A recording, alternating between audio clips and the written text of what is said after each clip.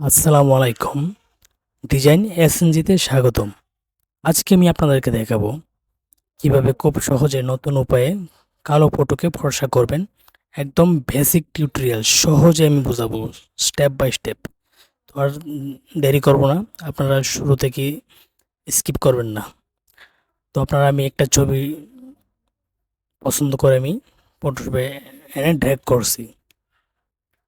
Drag করার সাথে সাথে এরকম একটা ইন্টারফেস চলে আসছে।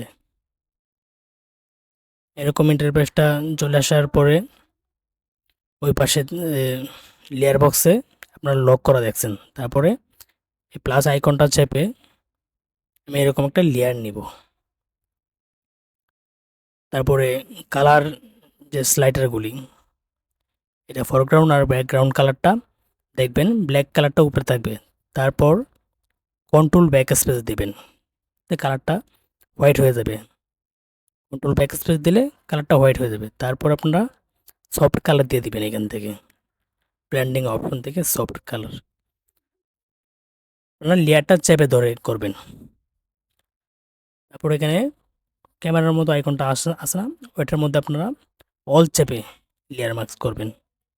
তো আমি এটা অল চেপে লেয়ার মার্কস করব। তারপর আবার ফরগ্রাউন্ড আর ব্যাকগ্রাউন্ড কালারটা অটোমেটিক্যালি চেঞ্জ হয়ে যাবে, হোয়াইটটা উপরে থাকবে। হোয়াইটটা কিন্তু উপরে থাকবে। তারপর ব্রাশটা নেবেন আপনারা।